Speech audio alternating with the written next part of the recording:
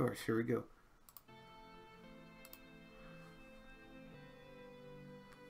And hopefully we should be live right now. So, hello and welcome once again to our Franchise Hockey Manager 2 broadcast.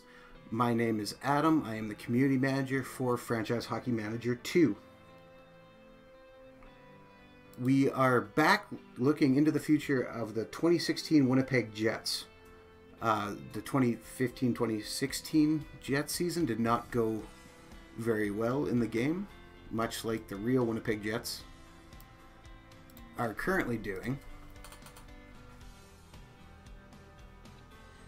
And so I've had my draft. I was lucky enough to get the first overall pick, which I drafted Austin Matthews. I've since redone a bunch of the team, and we're going to be looking at how to help set up my team now. Currently, my roster is sitting with Mark Scheifele, who's one of the Jets' good young centers, is my fourth line left winger, and I think that needs to change. Also with me, and I didn't say it before, so my apologies, is FHM producer Jeff. Jeff, would you like to say hello? Hey everybody, here as long as my internet connection holds out. Seems to be a little up and down tonight, but we'll try to make it through this. Yeah. And yeah, I'm just having a look at some of the stuff Adam's done with his roster here, and we do need a little bit of movement, but so we should be able to make it out of the last place this year, hopefully. Yeah, I've, along with getting a lot of, acquiring a lot of draft picks, I also signed a lot of free agents. So I added guys like we can see here on the bottom of the screen. Landon Ferraro is now a member of the Winnipeg Jets organization. He's sent down with the Manitoba Moose, but added some depth, as well as Freddie Hamilton was brought on. Just added some. I'm actually at my 50-person limit, I believe now, just adding lots of depth. Looks like you're at 49, so you got one more if you want to grab them, but I'd leave that open just in case you want to make a trade or something. Oh, right. I was at 50 until the Chris Thorburn trade. Okay, I can... Apparently you're coming through a little loud, so let me see if I can fix that bit here. Let's see. All right. Okay, so Jeff, let's look at my roster lines. And right now we can see Andrew Ladd is my number one left winger. In the chat, throwing Matthews right into the fire on the first line. Yeah, of course. That Sports Gamer says, get Malkin. I hear he's good. I don't really think I want to get Malkin at this point. Sure, no problem. Is the sound better now from both of our voices? We'll keep going. So, yeah, so Andrew Ladd and Dustin Byfuglien both signed contracts to stay with the Jets. And we can see some more movement here. So this is, if I go to my action tab here, and again, I don't have the drop-downs enabled at the moment. I'm just asked my assistant to set my lines, and this is how the assistant believes I should have my lines. I disagree with him, and that's why I wanted Jeff to be here to help me reset my lines. So, Jeff, what do you think I should do? Okay, just having a look through here. Don't know what, well, Matthews is on the first line. You're putting him under a lot of pressure to produce right away, but there's not really a great alternative to him, is there? Well, I think Mark Scheifele or Brian Little could hold that spot for a while. And I don't think Perreault necessarily. Yeah, I think now that you say Scheifele might be a little smarter to start out there. The problem is on the last couple of lines, who do you move out of center to? Well, I don't think I make room for him. I think, Perreault can go. So I'm going to move Perreault to put Scheifele, and then I'll move that. So Mark Scheifele is now my number one center, and Austin Matthews is my number two. Matthew Perreault, for the moment, is sitting on the fourth line with Andrew Kopp and Kyle Connor. Again, Kyle Connor is one of the Jets' top draft picks the previous year, who's currently leading the NCAA in points, I believe. So, and I should mention here that you can see that on the dress list at the left, Connor is only listed as a center, and Adam's got him playing right wing right now. That's fine. He's going to his abilities will be reduced a little because he's on the wing.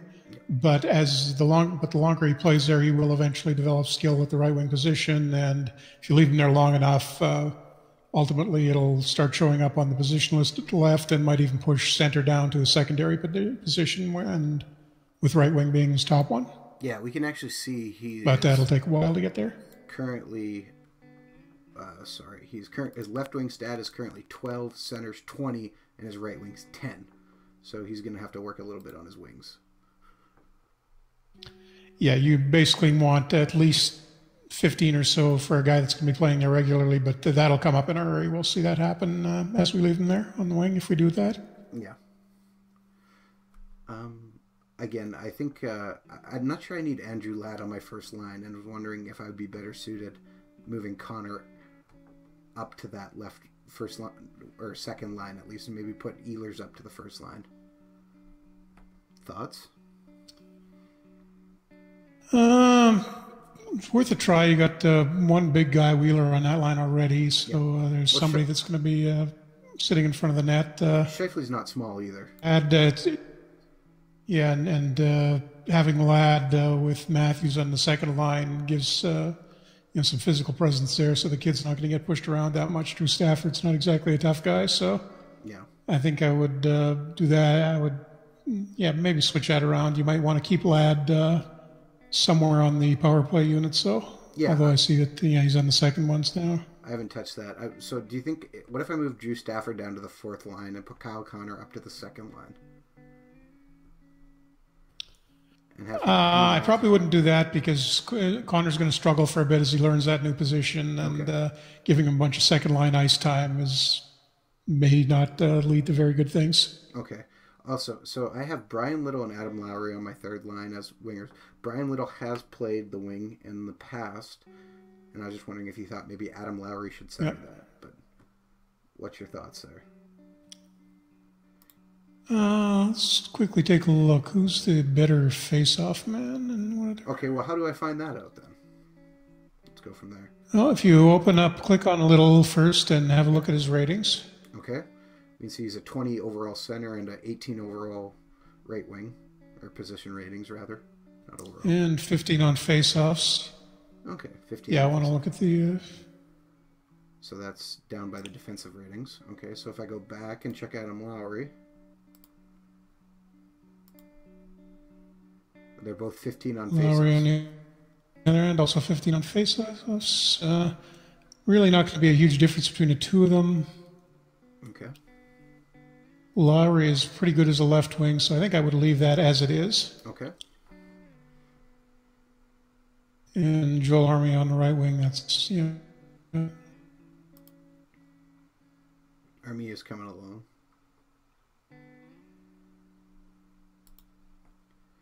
All right. So Michael Hutchison is my number one goalie at the moment, with Connor Hellebuck backing him up. And my power plays. Is there anything you think I should be changing here, I guess? Well, let's see. One thing I should mention in the new update we just released earlier, the power plays you'll see on the second unit a lot more often now. Teams will use two defensemen instead of the forward of playing up on the point. Yep. In this case, the AI has decided to go with four defensemen. Yeah. So we may want to, let's see, has anybody got a decent... I wouldn't mind putting Matthew Perreault on the back. Using Perreault on the point? Yeah, he usually does that. Yeah, in Morrissey's spot? Yeah. Okay, yeah, that's not bad. Switch that around. All right, so Matthew Perreault's now in that right defense, joining Nikolai Ehlers, Austin Matthews, and Blake Wheeler. That's actually a pretty good number one power play as far as I'm concerned. With Ladd, Little... Yeah, a lot of skill there. And Stafford. I'm thinking maybe you should have Scheifele on one of the power plays. Yeah, maybe in Stafford's spot. Yeah, that's kind of what I was thinking. So I will move... Scheifele's a pretty good shooter, so him being there. Mike Penman asks, why no face cam? Mike, it's a very simple matter of wanting to make sure our stream looks as good as possible. And if we have a camera up that we have occasionally had sound and video quality problems. So we're going to try without right now. So my apologies for that. Okay, so we have our 5-on-4 power play set, so we're going to go to 5-on-3 power plays. And that's... Should I set those kind of the same as the 5-on-4s? I mean, typically teams are going to ice mostly the same power plays. Unless they do... Yeah, might as well. You might want to put a second... use a forward on the second line, second unit point. Okay. It's a 5-on-3. There's not that much of a risk of putting a guy back there. All right. So if I look to see which defenseman I want to keep, what stats would I want to look for? So if I look at for the power play, you're going to look at pretty much the puck control ones and shooting. Okay. Myers, good shooting range, a little bit inaccurate, good passer, good puck handler. Yeah, I got Trouba. And Trouba, the alternative to him. Yeah. So he's 16 skating, 13 shooting, 15. Also fairly strong. I mean, you're not... 12. Yeah. Yeah, I think I would probably stick with Trouba there. Maybe you may want to keep... On the first unit, I would leave the two of them playing the second... playing D, but on the 5-on-3, you might want to swap in a forward for Myers. One of our... Mike Penman says one of our voices is echoing.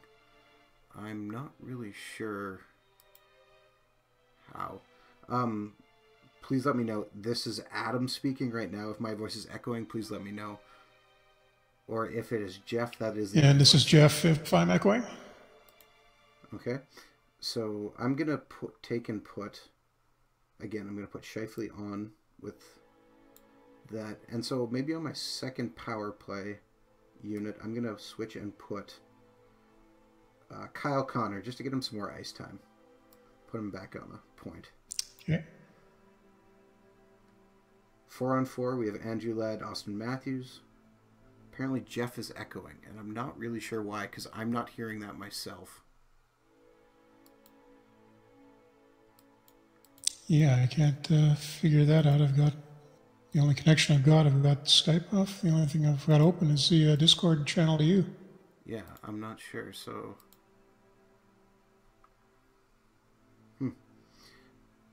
It sounds cool. Don't worry about it. Just saying so you know. Well, we appreciate you letting us know. I'll be looking into that to find out why. I'm not sure. Our early tests showed that not happening, so I'm not sure why that suddenly came up. Okay, so on the 4-on-4, is there any changes you think we should be making here? It looks like we got two sets of forwards who are fairly good puck moving, as well as defensemen who are fairly good puck moving. Yeah, Ladd and Matthews, that's... Yeah, I mean, for the amount of time you're going to be playing 4-on-4, not a huge concern. Yeah, that all looks pretty solid to me. Okay.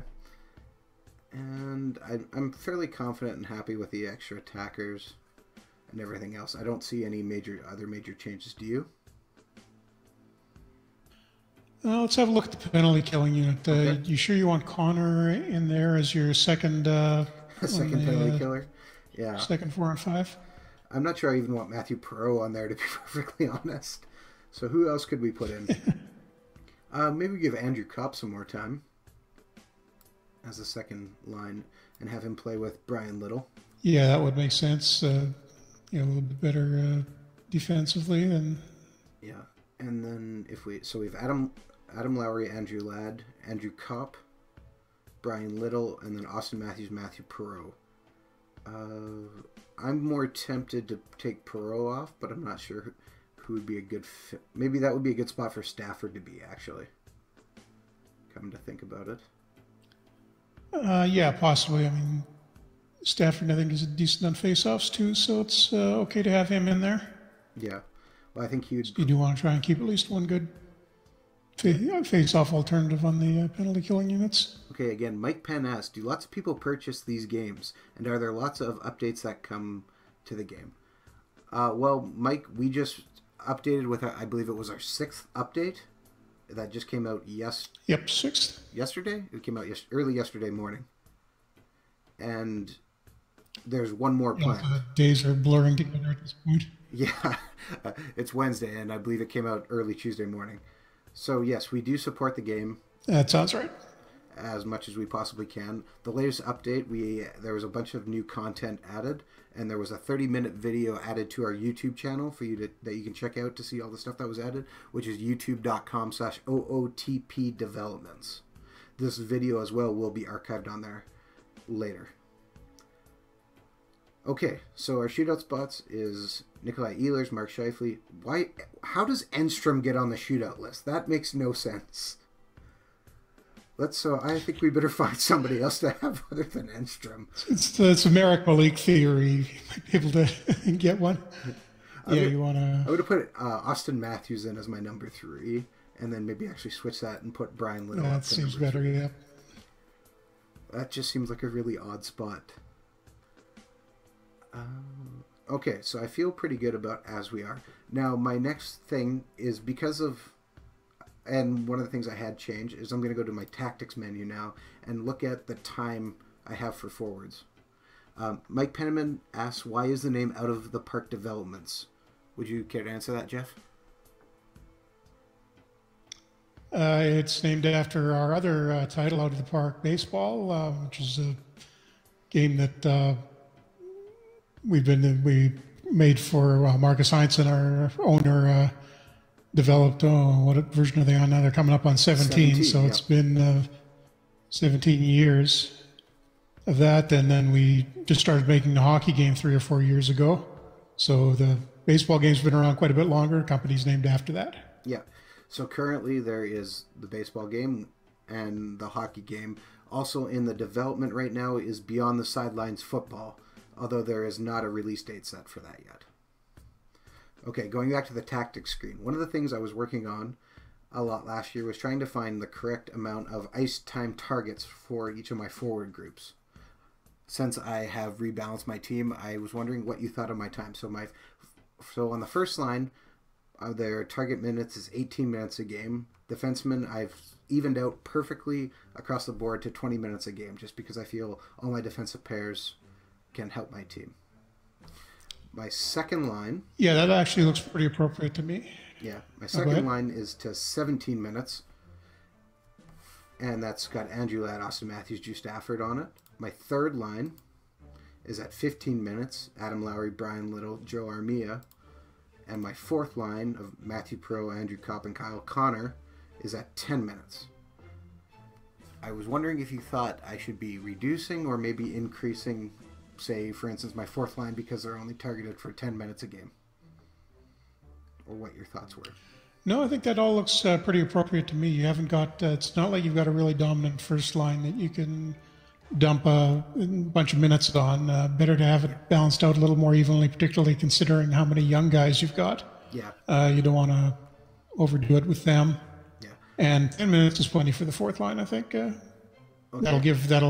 If you had it too low, that might affect Connor's development, but that should be plenty. Well, Andrew Kopp was actually angry a lot this past year because he felt he wasn't getting enough ice time, which was unfortunate. Despite the fact I was trying to get him 10 minutes or more a game. So we'll have to keep an eye on that. But also, just as you talk in terms of depth, Anze Kopitar did in fact come up as a free agent, unlike real life, and he ended up signing with the Florida Panthers, who used him as a replacement for Jaromir Jagr, apparently. So, interesting thing to note.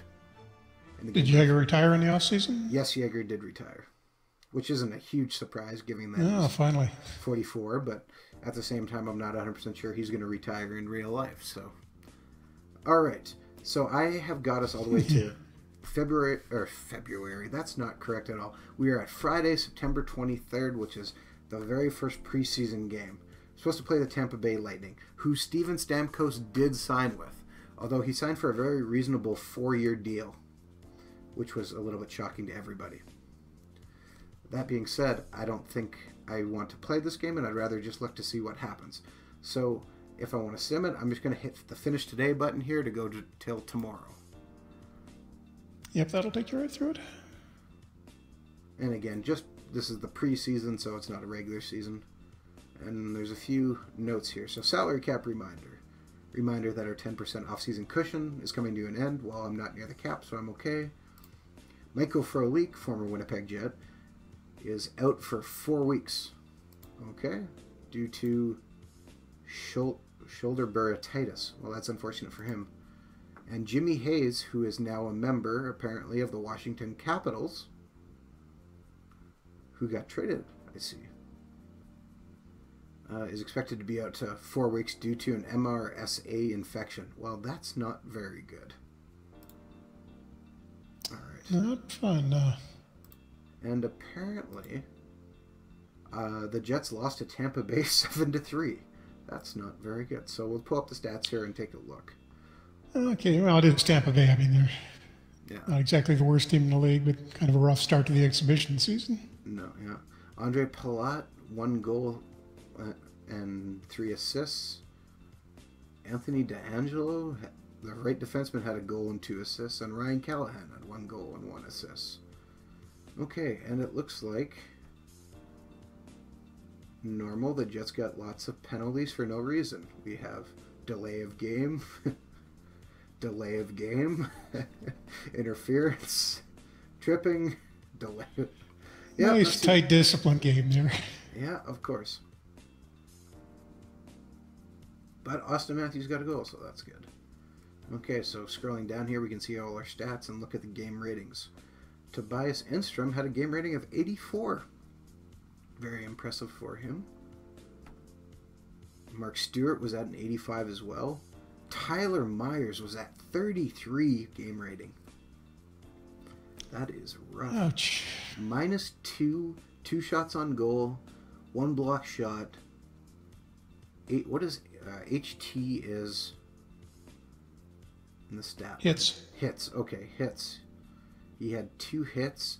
He only played 16:02 on, or 16:20 of ice time.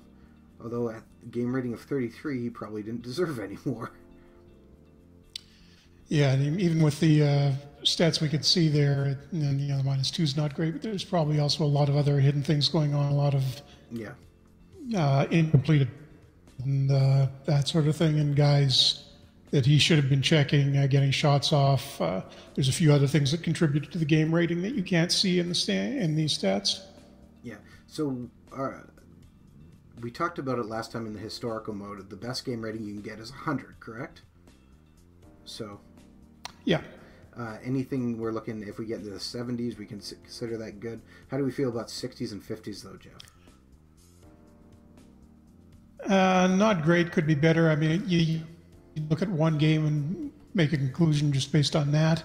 But if you see, you're a week or so or 2 weeks down the road and there's guys that are sitting down in the 40s consistently, then you got a problem and you need to start doing some thinking about what's going wrong there. Okay. Drew Stafford also had a game rating of 42. Also was out there for 2 goals. Although when there's 7 goals scored, I guess if you're only -2, that's not too terribly bad. Michael Hutchison. Yeah, Buffalo actually finished +1 somehow. Michael Hutchison got shellacked, though. Oof. 12 saves, 4 goals against. 12 shot attempts, 4 goals against, 8 saves for a .667 save percentage. Okay, well, that explains a little bit. And got pulled, yeah. Well, he should get pulled if he let in 4 goals on 12 shots. All right. Anything else we need to look at here? No, I think we've pretty much covered. Let's have a look at the special teams. 2 for 5 for Tampa, 1 for 3 for Winnipeg. Okay, where are you seeing Okay, that? Nothing really to worry about yet, but just down to the power play summary, down at the bottom of the box score. Okay. Oh, there we go. Okay, power play goals, power play opportunities. All right. Well, 1 for 3. Well, scoring any goal in a power play is always good. 2 for 5, though. Yeah, Jets definitely need to stay out of the box. All right, here. So now the Jets don't play till tomorrow, so I'm just going to hit finish today because I don't have anything else to worry about. And we'll see. We got to play against the Calgary Flames. I think that's maybe a game we should play. It's at the Scotiabank Saddledome. I'm just going to stop here. A little easier, yeah. Yeah. And everybody's fitness rating's at 100, so that's always good to see. And we'll go back. And so we want to go to the Play tab and click on Play Game at Flames. So we can see who's starting in net. John Gills. Starting net for the Calgary Flames. Okay. And they still have Matt Stajan playing for them as their fourth line center. That is just mind-boggling that Matt Stajan is still there. All right. So... where else is he going to go, though? Well, yeah, that was... I still can't believe that trade happened when it did. All right, so we have our options of Action Condensed, which I'm currently sitting on, but we can go to Full Game, Offensive Zone Entry, All Shots, Action Expanded, Action Condensed, or Scoring Summary. Jeff, what would you like to see? I'm going to slow down the play-by-play to normal and the clock speed to fast. I'm a little behind you on this, so Yeah. regardless of what you do, I'm going to be trailing I know, but which... what I can see. So normally I would play probably, I think generally I would just watch the shots. Okay. So all I think shots? that'll get us through reasonably quickly. Okay, I'll go all shots. Yeah, we may need to speed it up after maybe play a period of that and then switch to a different... Yeah, for sure. There is lots of different options, and you can go through, and it can take anywhere from about 60 minutes to go through if you want to see every single action detailed, or it can take, less than 10, depending on your options and your play-by-play speed and your clock speed. So I'm going to click play here. And our game's going to get started. As a little over 19,000 people are here to watch.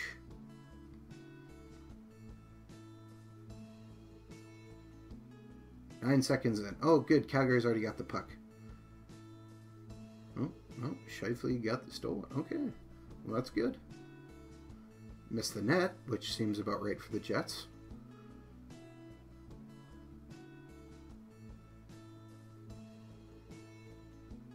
And Monahan's passing.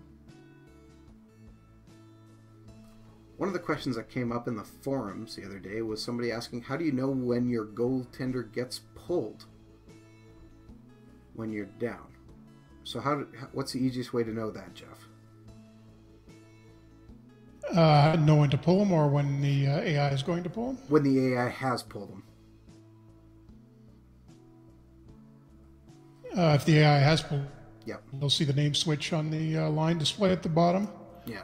The AI normally won't pull them, and other than situations where you want to pull a goalie to get an extra attacker. But the game has to be getting out of hand pretty badly, like several goals within a space of a few minutes, Yeah.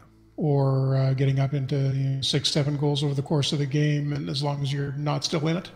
Okay. So it's not really Mike Keenan. It's not going to be pulling guys really frequently, but if things are bad enough, it will take the guy out. I'm still waiting for the day right now when Patrick Roy pulls his goalies and straps on the pads and skates in. Oh, they're both hurt. I think it's coming. I really do. It'll happen. All right, so it's shots on goal 5-1 already. Okay, well that's not very good considering we're only 2 minutes into the game. Although I guess Waz putting the pads on this weekend because it's the outdoor game in Colorado this weekend, I believe, right? Oh, right, yeah.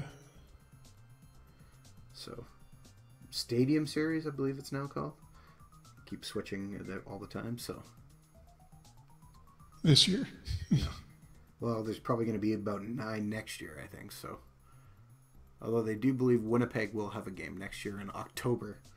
Because, well, let's be honest, nobody wants to be outside. Have they said who you guys are going to get?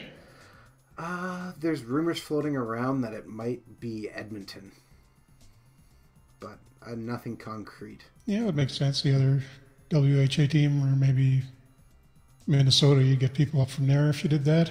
Yeah, I'm like the Winnipeg Blue Bomber Stadium, which is where it'll hold. They play in the CFL, holds about 33,000 people. They're expected to bring in some extra bleachers, essentially. I guess they are to maybe raise it up to 40,000, but I don't know. They'll want to sell it out, unlike probably what Minnesota had this past weekend, which wasn't that great seeing. some empty seats there. And the convenient thing about the Bombers' new stadium, you don't have to worry about the ice because the stadium floods itself. Yeah, exactly. Yeah. Very interesting. And if you care to know more about how not to build a stadium or build a stadium in a rush, you can do a little bit of research on that on Google. But it is a very nice stadium, I will say that. And they did need a new one. One shot on goal through 6 minutes. Well, I will say this. The game does a very excellent job of replicating the Winnipeg Jets. Yeah, I think we may have gone a little too far into the youth movement here, but maybe they'll pick it up when the regular season starts.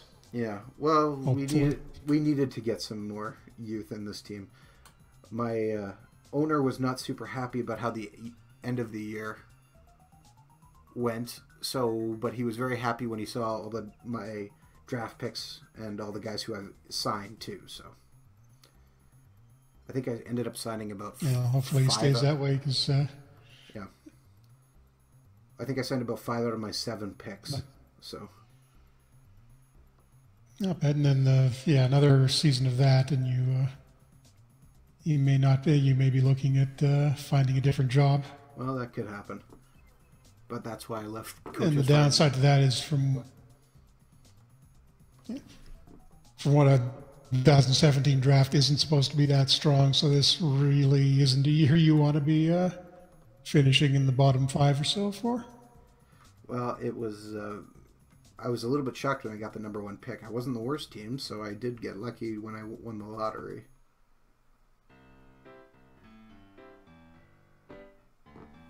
Austin Matthews is in the box. Oh, that seems about right. And Dustin Bufflin is up playing forward as he just got out of the box. That's great.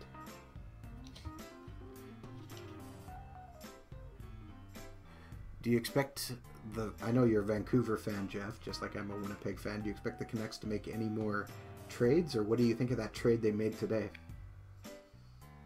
Not at all thrilled with it. But I know it's confusing. It's hard to figure out what direction they're thinking about going in. They win 1 or 2 games, and then suddenly they're acting like they think they can make the playoffs again. And making a deal like the one they did today, which is, helps in the short term. I'm not sure. I think we're really going to regret that one in the long term. Well, the guys I'd like to see playing in the guys KHL, like right? The guy's playing in the KHL. Like, he's not even going to be able to help them this year. Is he? Oh wait, I didn't see the news. I thought you were talking about the Granlund trade from yesterday. Did they make another one? Yeah, they traded their 4th round pick to Edmonton for some guy who's playing in the KHL. His name is escaping me at the moment. Oh, okay. No, I hadn't seen that yet. Okay.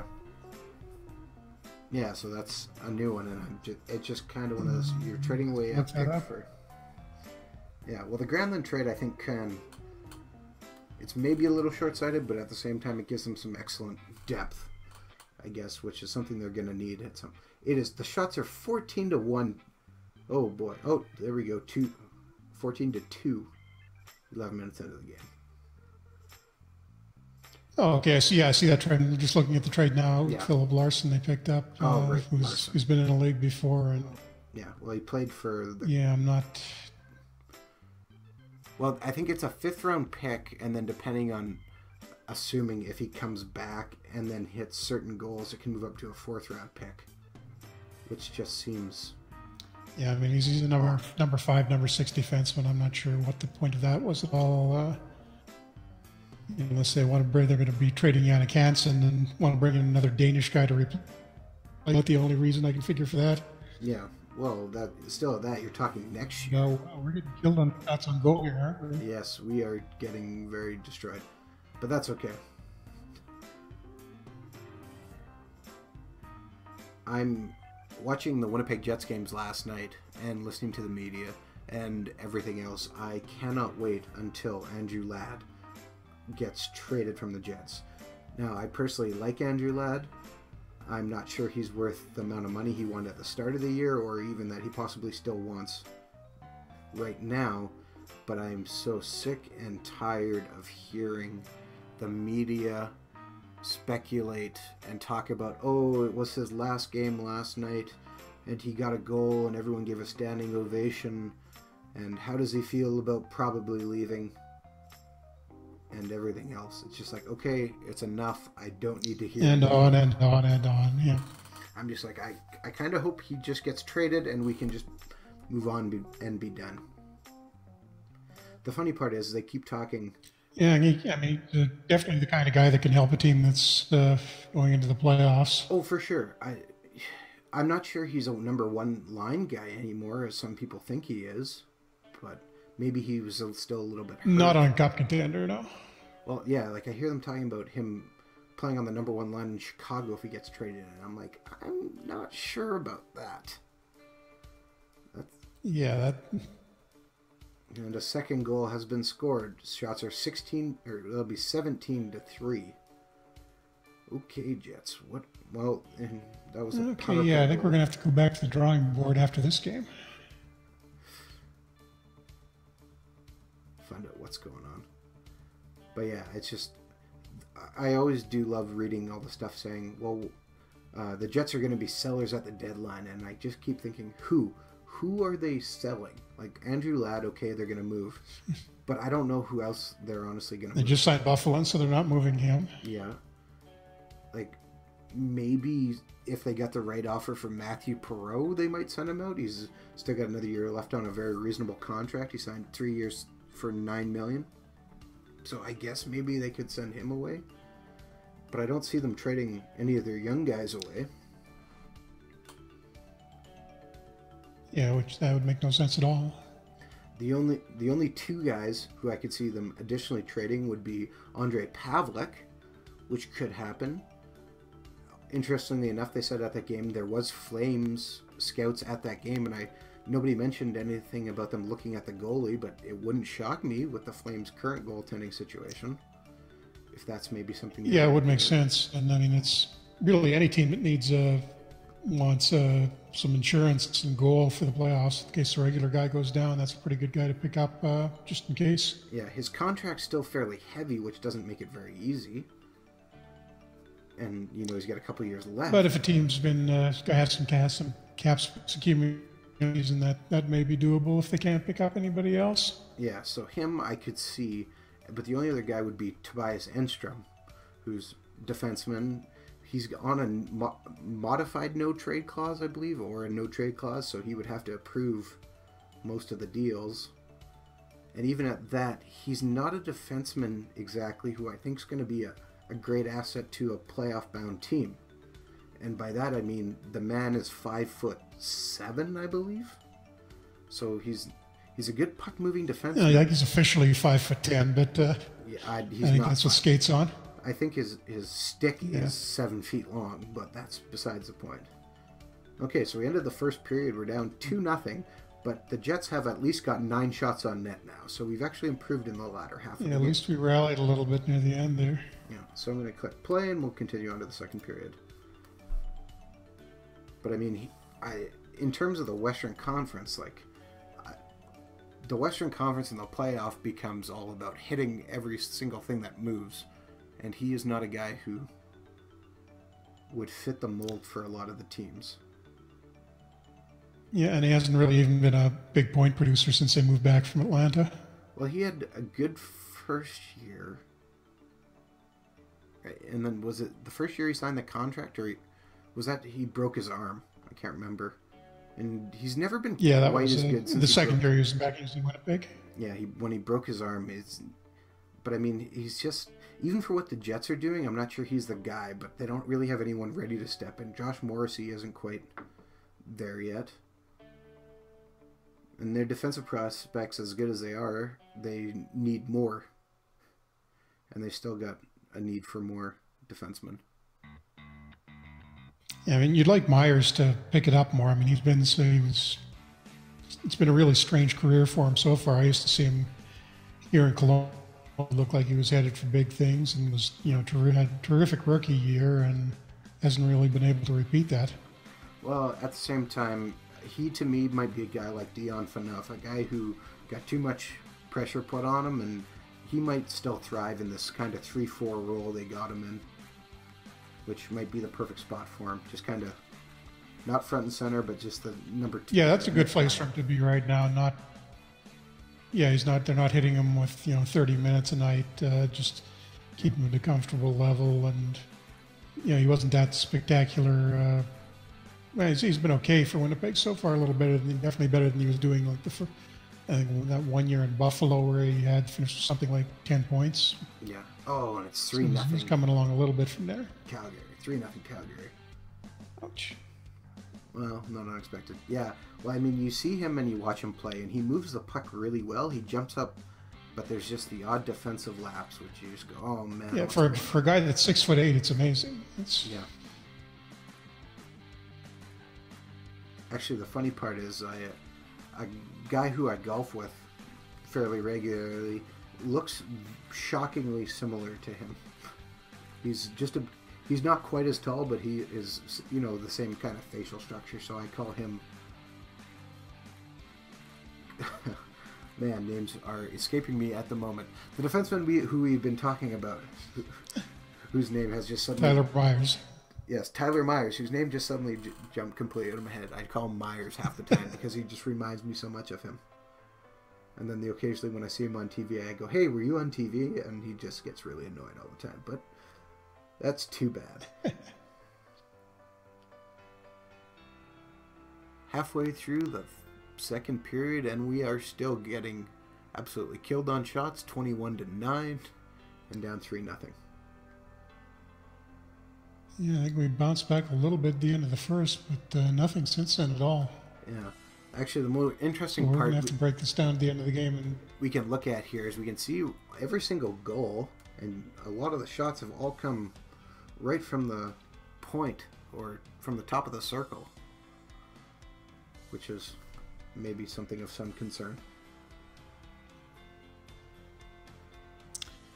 No, they're spread out not too badly from Calgary. They're all coming from once. The goals are all from the same side, which is interesting. Well, yeah, that's what. Yeah.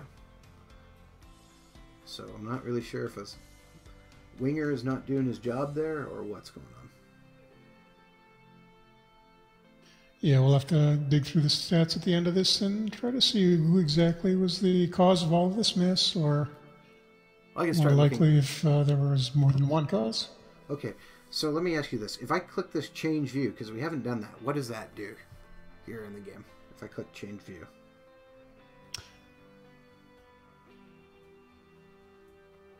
Sorry, you cut out there? What was it? If I click the change view button here, what's that going to show me instead of this game action? Okay, that'll just cycle through the different options. Okay, so if I click... If you click on it, you'll see that in a second. Okay. Basically, all those tabs at the top will let you quickly switch over from one view, from whether you want to look at the box score or the stats, change your tactics or whatever, and that will change view will switch it and keep the game running at the same time. Okay, so yeah, so I'm still seeing the play-by-play, but I can look at the stats of Calgary's first pulled up, so let's look at the Jets here. And Drew Stafford, again, has game rating of 57.8, so that's better. Dustin Byfuglien's down to a 49.9. Scheifele is at a 43.5. That's not very good. Everybody else isn't doing too bad. There's nothing fantastic, but nothing terrible either.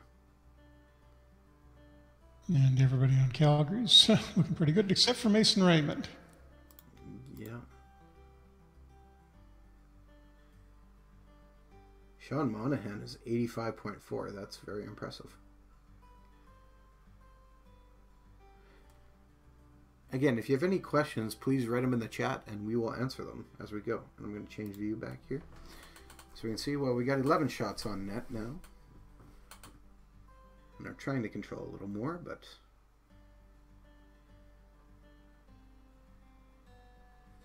if we just take a look here at how the second period's actually going. One of the shots was from center ice for the Jets. That seems about right.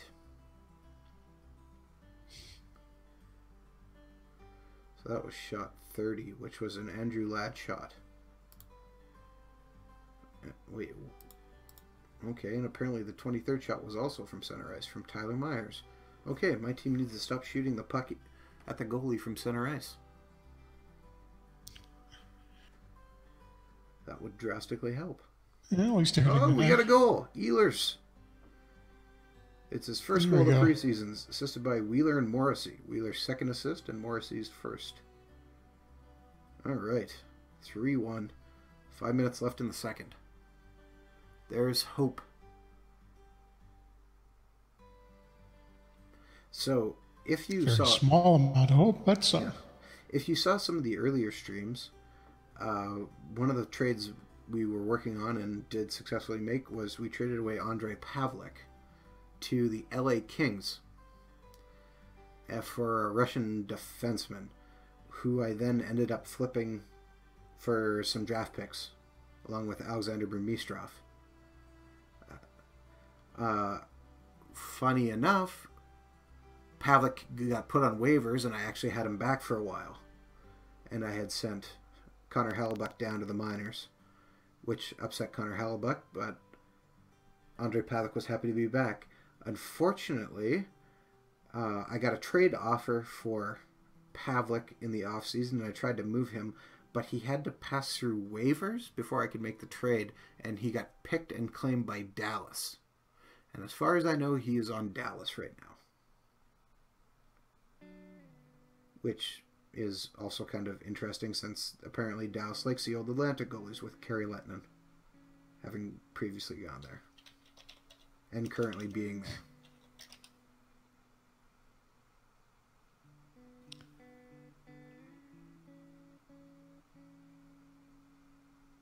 So we're getting close to the end. See, again, we're picking it up near the end of the period after getting killed in the first half. Yeah, we got up to 15 shots now, so...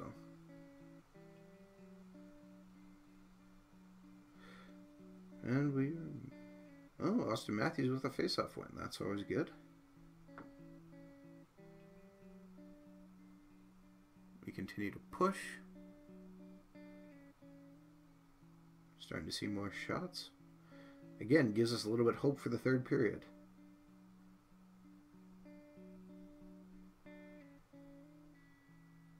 And we end the second period with 17 shots on net. That's not bad. Calgary's at 25, and we're going to go to the third here. Down 3-1. See what continues to happen.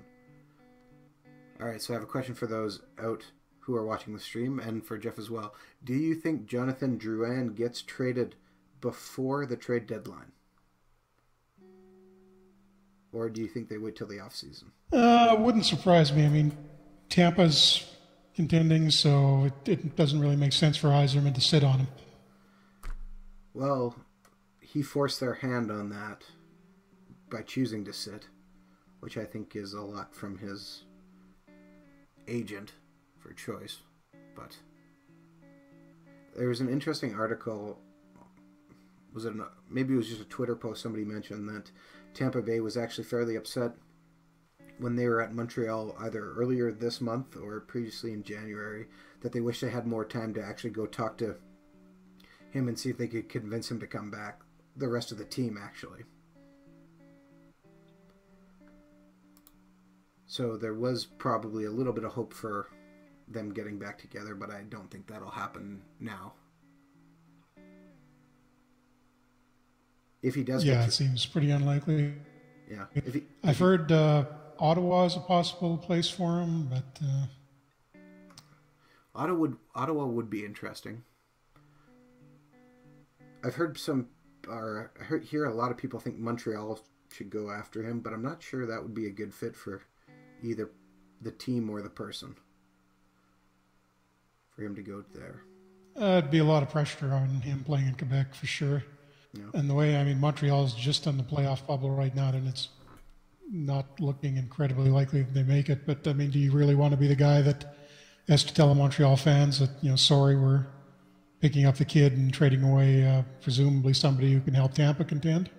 Well, yeah, they'd be wanting somebody decent back, which could be Gallagher or something like that. Or worse, they give up a first-round pick, which could end up being very high if they end up missing the playoffs, which would probably upset a lot of Montreal. Yeah, although I mean you are getting a good young player back, so that doesn't hurt as much as it normally does. Well, that depends if you get a first overall pick or not, and who turns off.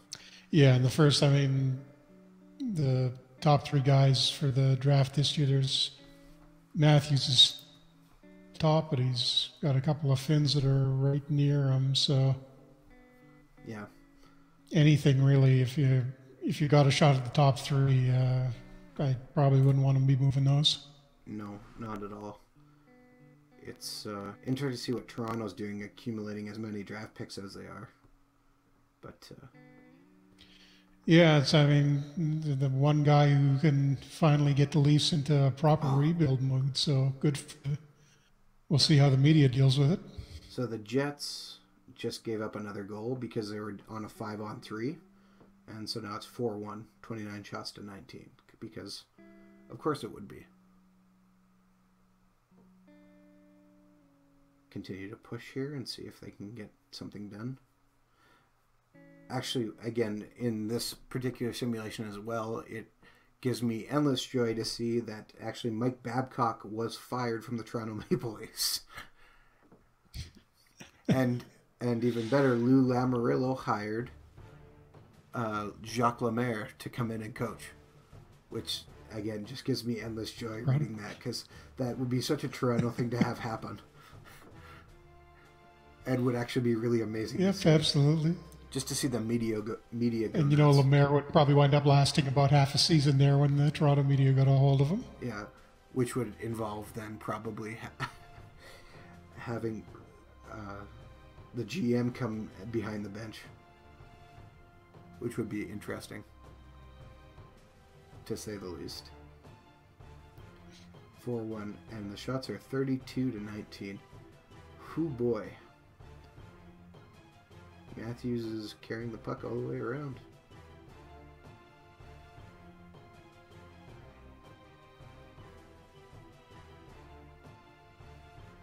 And how did the line get like that? The line that says is Andrew Ladd, Kyle Connor centering, and Joel Armia. I guess maybe because of the penalties, everybody got moved around a bit. Yeah, penalties, guys may be worn down a little bit. Connor's still pretty fresh. His game fatigue is at 15 minutes, so he hasn't played much at all. Yeah. So the AI may just be swapping him in to give test if somebody was low on fatigue coming off the previous shift. Okay. The normal center on that, it will shuffle the lines around if it runs into issues with a guy being too tired to go out at a particular time. Okay. Does game fatigue reset during the game or no?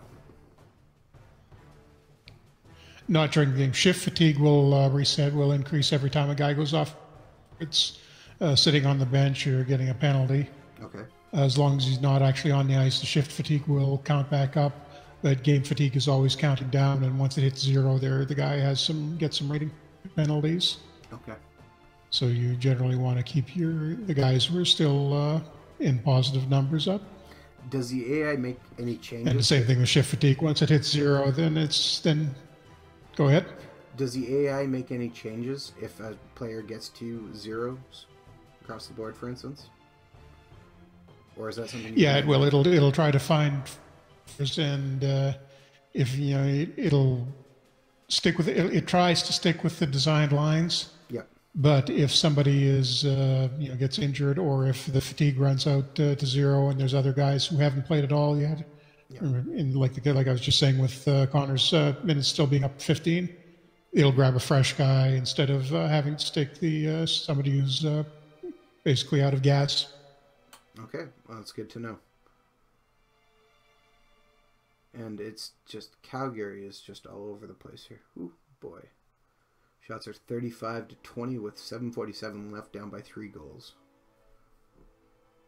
Yeah, so outscored 11-4 so far in the first 2 games, and we may have to make a few more moves next week. Yeah.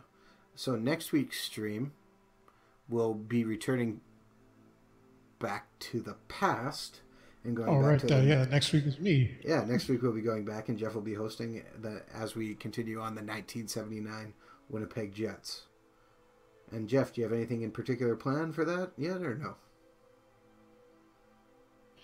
Well, I think we're going to have to, we've covered so far line usage and coding tactics. I think we've got most of the basics in. We'll probably advance a little bit farther into the season, maybe see if we can make a few more trades, and I'll give you some idea of how to, league scouted and that sort of thing. So getting into a little bit more advanced stuff at that point. Sure, sounds good. And hopefully winning a few more games than we are here. Yeah, well, it'll be good. Maybe give us some ideas on what we can do to help the future Winnipeg Jets. And again, of course, it would have to be that we're down by two again. Bufflin somehow got a 6-minute penalty. I don't know how he got 6 minutes, but that's impressive. Three minors? Got a minor and kept talking. Well, that would be a very Dustin Bufflin thing to do. Or Paul Maurice in this case. Definitely. I have to check that out to see what happened. But the Jets successfully kill off a 5-on-3 for more than enough time.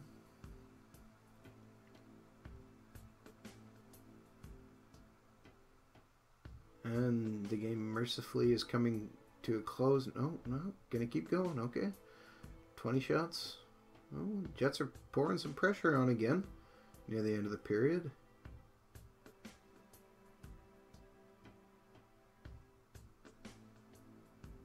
See if they can do anything to help.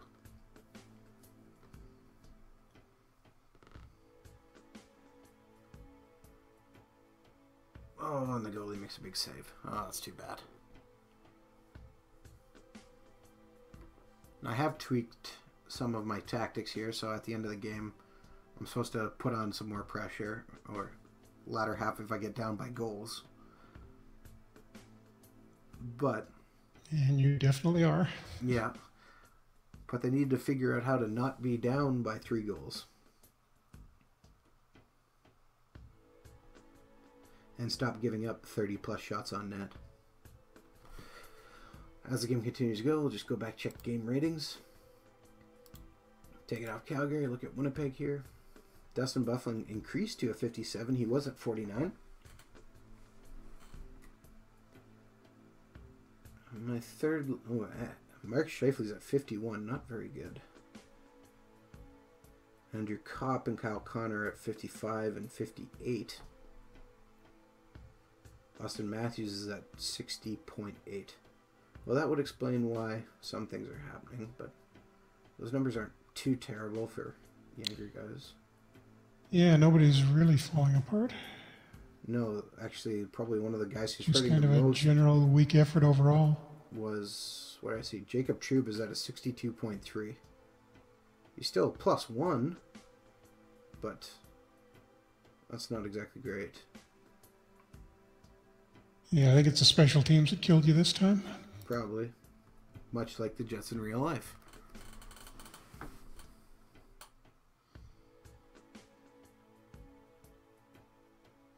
Wheeler tries to exit it, but it gets held in by Wheeler? Apparently Wheeler's trying to help Calgary. Well, this would explain why. If he's trying to help Calgary. And the game ends... Oh, not quite. 4 seconds and it has to stop. Because Calgary's getting another shot on net. Oh, man. Come on, Winnipeg. Control the puck. There we go. Game over. 4-1. Final shots. 40-24. Alright. So let's look at the box score here. Sean Monahan is the #1 star with 2 goals and 2 assists. Johnny Gaudreau, 2 goals, 2 assists. And Mike Giordano is the 3rd star with 3 assists. Alright. So basically one line rector. Yep. But let's go see how Dustin Bufflin got so many minutes, because that's frankly what I'm curious the most about. So Bufflin, 2 minutes cross-checking. And 2 minutes for hooking. Andrew Kopp also got 2 minutes for interference. Josh Morrissey had 2 minutes for slashing. Okay, well that does not equal 6 minutes, so I'm not really sure what happened there. Okay. Yeah, I'm a couple of minutes behind you on the box score. I can't really see it yet. Yeah. It's not showing a 6-minute penalty or 6 minutes worth of penalty. So I'm not sure why. Yeah, I'm not sure what happened there. Interesting. May have been just a graphical bug with the penalty box. We just had that a little while ago. Okay, very possible.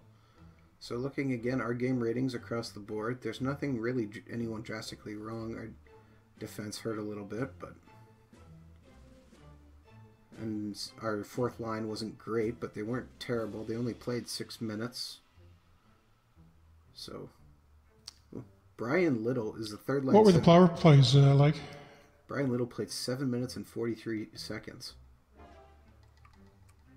Power plays. I think you spent a lot of time killing penalties today. 11 power play opportunities.